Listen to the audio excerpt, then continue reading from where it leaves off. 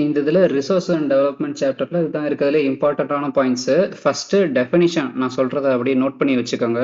இந்த டெஃபினிஷன்ல everything available in our environment which can be used to satisfy our needs. இதான் first point. நம்ம need அதை satisfy பண்ணணும். provided it is technologically accessible. டெக்னாலஜிக்கலா நம்ம அந்த அக்சஸ் பண்ண முடியணும். நம்ம கிட்ட அந்த டெக்னாலஜி இருக்கணும். நம்ம கிட்ட இருக்க டெக்னாலஜியை வச்சு அந்த மெட்டீரியலை யூஸ் பண்ண முடியணும். எக்கனாமிக்கலி ஃபீஸிபிள், நம்ம எக்கனாமிக்கலாவும் ஸ்ட்ராங்கா இருக்கணும். நம்ம கிட்ட இருக்க எக்கானமியை வச்சு அதை யூஸ் பண்ண முடியணும். அண்ட் கல்ச்சுரலி அக்செப்டபிள், இது ரொம்ப முக்கியம். ரொம்ப ரொம்ப முக்கியமான பாயிண்ட்ஸ் இந்த டெஃபினேஷன்ல. இதெல்லாம் இருந்தாதான் அது ஒரு ரிசோர்ஸ். ஓகேவா? அப்படி நோட் பண்ணி வச்சுக்கோங்க. Next sustainable development. சஸ்டைனபிள் டெவலப்மெண்ட்னா என்னன்னா, டெவலப்மெண்ட் தான், டெவலப்மெண்ட் நடக்கணும், என்விரான்மெண்ட்டை டேமேஜ் பண்ணக்கூடாது, நம்ம எக்ஸ்ட்ராக்ட் பண்றத அதே குவாலிட்டியில அதே குவான்டிட்டியில ஃபியூச்சர் ஜெனரேஷன்ஸும் அதை யூஸ் பண்ண முடியணும். அதுதான் சஸ்டைனபிள் டெவலப்மெண்ட். ஓகேவா? அடுத்து ரியோ டி ஜெனிரோல எர்த் சம்மிட் நடந்துச்சு 1992ல. Place name Rio de Janeiro, country name Brazil. ஓகேவா? இது எங்க இருக்கு? பிரேசில் எந்த கண்ட்ரில இருக்கு? எந்த கான்டினென்ட்ல இருக்கு? பிரேசில்ன்ற கண்ட்ரி எந்த கான்டினென்ட்ல இருக்கு? You find that out. ஓகேவா? One of the American continents இருக்கு. மொத்தம் நமக்கு 2 அமெரிக்கன் கான்டினென்ட் இருக்கு. அதுல ஒன் ஆஃப் த சவுத்ல இருக்கிறதுல பிரேசில் இருக்கும். You found that out the name. அதுல ஸ்பெஷலா இருக்கிறது அஜெண்டா 21, ரைட்? போய் செக் பண்ணி you share me, we will see where it is. Agenda 21 இதுல என்ன பண்ணிருப்பாங்கன்னா, அந்த 1992ல நடந்த conference United Nations conference on environment and development, UNCED. இது ரொம்ப முக்கியம். எங்க நடந்துச்சு? ரியோ டி ஜெனிரோ, பிரேசில்ல தான். இங்க it is like a separate party, separate group. United Nations conference on environment and development, UNCED தான் இதை நடத்தினாங்க. which took place in Rio de Janeiro, Brazil. அதே பிளேஸ் தான் Rio de Janeiro earth summit 1992. இதை நடத்தினது யுஎன்சிஇடி. இதுல எதை address பண்ணாங்கன்னா, problems on environmental protection and socio economic development and global level. அந்த டைம்ல 1992லயே அவங்களுக்கு எக்கனாமிக் டெவலப்மெண்ட் தேவைப்பட்டுச்சு. அதோட சேர்த்து என்விரான்மெண்டல் ப்ரொடெக்ஷனே அவங்க பார்த்தாங்க. It AIIMS at achieving global sustainable development. இவங்க சஸ்டைனபிள் டெவலப்மெண்ட்டை அச்சீவ் பண்றதுக்கு பார்த்துட்டு இருந்தாங்க. அவங்களுக்கு ஒரு அஜெண்டா ஒன்று இருந்துச்சு, இதெல்லாம் நம்ம அச்சீவ் பண்ணணும் அப்படின்ட்டு. என்னன்னா, பாவர்ட்டியை ஒழிக்கணும், என்வாயன்மெண்டல் டேமேஜை ஸ்டாப் பண்ணணும், டிசீசஸ் ஸ்ப்ரெட் ஆகுறது எல்லாத்தையும் ஸ்டாப் பண்ணணும். இதெல்லாம் அவங்க அஜெண்டா. எப்படி ஸ்டாப் பண்ணணும்னு பார்த்தாங்கன்னா, they wanted to stop global cooperation among common interest, mutual needs and shared responsibilities. அதாவது ஒரு நாடோட குளோபல் கோஆபரேஷன் நமக்கு தேவை. எதை வச்சு அது சாத்தியம் நினைச்சாங்கன்னா, common interest, mutual need and shared responsibilities. இது எல்லா கண்ட்ரீஸுக்குமே பொதுவானது அப்படின்னு சொல்லி Agenda 21 thought it is possible. Still many countries are trying to do that. ஒரு countries-க்கும் problems இருந்தாலும் still many countries are trying to do that. அடுத்து, one major objective of Agenda 21 is that every local government should draw its own local Agenda 21. இது ரொம்ப ரொம்ப இம்பார்ட்டன்டானது. நோட்ல இப்பவே நீங்க எழுதி வச்சுக்கோங்க. அஜெண்டா 21ஓட ஸ்பெஷல் கேஸ் என்ன, மேஜர் அப்ஜெக்டிவ் என்ன? ஒரு லோக்கல் கவர்மெண்ட்டும் அவங்களுக்கு தேவையானதை அவங்களே பண்ணிக்கணும். They have to create there local agenda 21. இதுதான். ஓகேவா? அவ்வளவுதான். இந்த sustain development Rio de Janeiro agenda 21 முடிஞ்சிருச்சு. அதுக்கடுத்து ரிசோர்ஸ் பிளானிங். ஃபர்ஸ்ட் ரிசோர்ஸ் பிளானிங்னா என்னன்னா, அது ஒரு ஸ்கில். இருக்கிற ரிசோர்சஸை நம்ம ஈஸியா ப்ராப்பரா யூஸ் பண்ணிக்கிறதுக்கான ஸ்கில் தான் ரிசோர்ஸ் பிளானிங். பிளான் பண்ணி தான் எதனாலும் பண்ணணும். ஏன் இதை பிளான் பண்ணி ரிசோர்சஸை யூஸ் பண்ணணும்?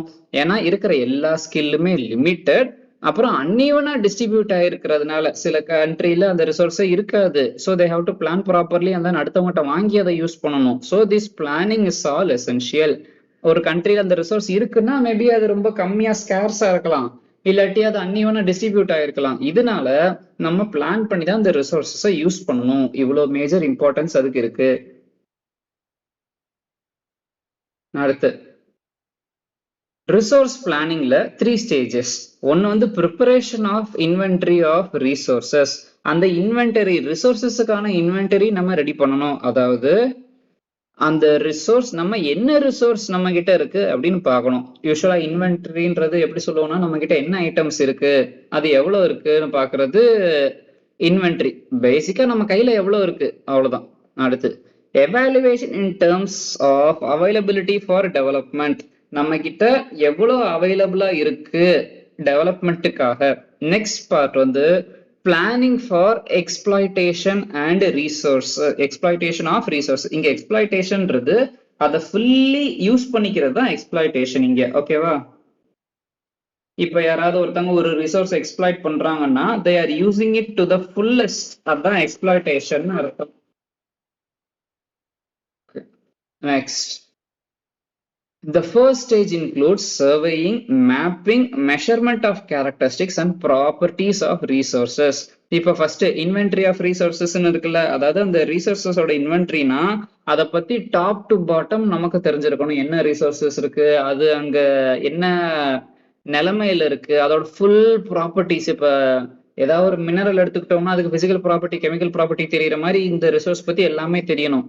அத நம்ம இன்வென்டரி எப்படி பண்ணுவோம்னா, ஃபர்ஸ்ட் அந்த இதை சர்வே பண்ணிக்கணும், மேப்பிங் பண்ணணும், அப்புறம் அதோட கேரக்டரிஸ்டிக்ஸ் எல்லாம் நம்ம மெஷர் பண்ணிட்டு அந்த ப்ராப்பர்ட்டிஸை நம்ம தெரிஞ்சு வச்சுக்கணும். இதுதான் important points. Second, the second stage examines resources from the points of view of technology, economy and need. இப்ப இந்த செகண்ட் ஸ்டேஜ் எதை பத்தி பேசுதுன்னா, second stage is actually evaluation in terms of availability for development, right? இந்த second stage என்ன சொல்லுன்னா, நம்ம technology, economy, need இதெல்லாம் பிளான் பண்ணி நம்ம டெவலப்மெண்ட்டுக்கு அது ஒத்து வருமா, அவைலபிளா இருக்குமா அப்படின்றத பார்க்கும். சிம்பிள். அடுத்து third point, the third stage is related to action oriented planning which emphasizes the use and reuse of the sources. Third point, முக்கியமான பாயிண்ட் என்ன சொல்லுதுன்னா, இருக்கிற சோர்ஸை ஒழுங்கா நம்ம யூஸ் பண்றது, அப்புறம் ஆல்ரெடி இருக்கிறத ரீயூஸ் பண்றதையும் பத்தி சொல்லும். நம்ம இடத்துல ஒரு ரிசோர்ஸ் வந்து கொஞ்சம் கம்மியா இருந்துச்சுன்னா நிறைய ஆர் யூஸ் பண்ணணும் நம்ம ப்ராப்பரா. அதாவது ரீயூஸ், ரெடியூஸ், ரீசைக்கிள் இதெல்லாம் ரொம்ப ரொம்ப முக்கியம். இப்ப நம்ம வேற ஒரு கண்ட்ரி கிட்ட இருந்து ஏதாவது நம்ம மெட்டல் வாங்குறோம் அப்படின்னு வச்சுக்கலாம். எக்ஸாம்பிள் அலுமினியம் வாங்குறோம்னு வச்சுக்கலாம். நம்ம கிட்டே அலுமினியம் இருக்கு, நம்மளே அதை மேனுஃபேக்சர் பண்றோம், ப்ராசஸ் பண்றோம், வி ஆர் ப்ரொடியூசிங் அலுமினியம். வேற கண்ட்ரில இருந்து வாங்குறோம்னா நமக்கு அது ரொம்ப ரொம்ப எக்ஸ்பென்சிவ். ஸோ இருக்கிற அலுமினியம் நம்ம ரீசைக்கிள் பண்ணி யூஸ் பண்ணலாம், இல்ல ஆல்ரெடி நம்ம யூஸ் பண்ற கன்சப்ஷன்ஸை ரெடியூஸ் பண்ணலாம். இந்த மாதிரி ஏகப்பட்ட நமக்கு குட் திங்ஸ் இருக்கு. நம்ம அதை பண்ணாலே நம்ம கிட்ட இருக்கிறத வச்சு we can be self sufficient. அடுத்து கன்சர்வேஷன் ஆஃப் ரிசோர்சஸ்ல resource conservation is management of the use of natural resources to provide the maximum benefit to current generation while maintaining the capacity to meet the needs of the future generation. பேசிக்காக sustainable டெவலப்மெண்ட்டோட definition தான். நம்ம ஏன் ரீசோர்ஸை conserve பண்ணணும், அதாவது ஏன் கன்சர்வ்னா அதை பாதுகாக்கிறது, ஒழுங்கா யூஸ் பண்றது. ஏன் நம்ம இருக்கிற ரிசோர்ஸை ஒழுங்கா யூஸ் பண்ணணும், நம்ம ஃபியூச்சர் ஜெனரேஷன்ஸ்க்கும் அதை நம்ம இருக்கிற மாதிரி பார்த்து நம்ம டிமாண்டும் கரெக்டா சாட்டிஸ்ஃபை ஆகுற மாதிரி ப்ராப்பரா நம்ம யூஸ் பண்ணணும், டு த மேக்ஸிமம் பெனிஃபிட்டுக்கு யூஸ் பண்ணணும். அதனாலதான் ரிசோர்ஸஸை கன்சர்வ் பண்ணணும். அடுத்த point, conservation includes both protection and natural rational use of natural resources. இங்க கன்சர்வேஷன்னா அதுல என்னென்ன பண்ணுவோம்னா, ஒண்ணு இருக்கிற ரிசோர்ஸை ப்ரொடெக்ட் பண்ணணும், நம்ம கிட்ட இருக்கிற சொத்தை பாதுகாக்கணும். அடுத்து rational use of natural resources, அதாவது ஒழுங்கா பிளான் பண்ணி கரெக்டான மைண்ட்ல நம்ம அதை யூஸ் பண்ணணும். சும்மா நம்ம கிட்ட இருக்கின்றதுக்காக கண்டமணிக்கு யூஸ் பண்ணக்கூடாது. அடுத்து, it is important to conserve resources as many resources are scarce and take millions of years to develop. இங்க இந்த take millions of years to டெவலப்ன்றது ஃபாசில் ஃபியூவல்ஸை குறிக்கும். நம்ம கண்ட்ரிலையும் ஃபாசில் ஃபியூவல்ஸ், க்ரூட் ஆயில்லாம் நம்ம கண்ட்ரிலையும் இருக்கு. பட் 80% ஆஃப் இட் நம்ம இம்போர்ட் தான் பண்ணிட்டு இருக்கோம். ஏன் ரிசோர்சஸை நம்ம கன்சர்வ் பண்ணணுன்றதுக்கு மூணாவது பாயிண்ட், மெனி ரிசோர்ஸ் வந்து ஸ்கேர்ஸா இருக்கு. அந்த ரிசோர்ஸ்லாம் மறுபடியும் ப்ரொடியூஸ் ஆகிறதுக்கு மில்லியன்ஸ் ஆஃப் இயர்ஸ் ஆகும். இப்போ ஃபாசில் ஃபியூல்ஸ் பத்தி ஒரு இம்பார்ட்டன்டான பாயிண்ட் நான் சொல்றேன். கார்போனிஃபரஸ் எரா அப்படின்னு ஒண்ணு இருக்கு. அது கிட்டத்தட்ட ஒரு 200 மில்லியன் இயர்ஸ்க்கு முன்னாடி நம்ம எர்த்ல நிறைய ட்ரீஸ் இருந்துச்சு. Swamp kind of thing. ஸ்வாம்ப்னா சதுப்பு நிலம் மாதிரி ஒரு ஃபுல்லாமே சகதியா இருக்கிற மாதிரி தான் ஏரியா ஃபுல்லாமே. ஏகப்பட்ட ட்ரீஸ் அங்க இருந்துச்சு 200 மில்லியன் இயர்ஸ் பிஃபோர். அப்போ அந்த ட்ரீஸ் எல்லாம் மண்ணுக்குள்ள அப்படியே புதைஞ்சு போய் ப்ராப்பரா ஆக்சிஜன் இல்லாத கண்டிஷன்ஸ்ல அங்க டீகம்போஸ் ஆகாம அது அப்படியே கோலா மாறுச்சு. இப்படிதான் நமக்கு கோல் கிடைச்சது. It takes almost 200 million years. அப்ப இறந்து போன பிளான்ஸ் தான் நம்ம இப்ப கோலா யூஸ் பண்ணிக்கிட்டு இருக்கோம். we have to be really careful on how to use them. அடுத்து, over exploitation of resources may exhaust them, thus we need to conserve resources. ஏன் நம்ம ரிசோர்சஸ கன்சர்வ் பண்ணணும்ன்றதுக்கு 5வது பாயிண்ட். நம்ம அது ரொம்ப யூஸ் பண்ணிட்டோம்னா அது நமக்கு காலியா போயிடும், நம்ம கிட்ட அது இருக்காது. இதுதான் 5 பாயிண்ட். ஓகேவா? நம்ம ஏன் ரிசோர்ஸ கன்சர்வ் பண்ணணும்? இது ஒரு 3 மார்க் கொஸ்டின் வர்றதுக்கு நிறையவே வாய்ப்பு இருக்கு. ஃபர்ஸ்ட், ஃபியூச்சர் ஜெனரேஷனுக்கு அது தேவை. அதே சமயம் நம்ம ஜெனரேஷனுக்கும் அதை நம்மளோட எய்ம் டெவலப்மெண்ட் அச்சீவ் பண்றதுக்காக யூஸ் பண்ணணும். அடுத்து, எதுக்காக நம்ம அந்த இதை கன்சர்வ் பண்ணணும்?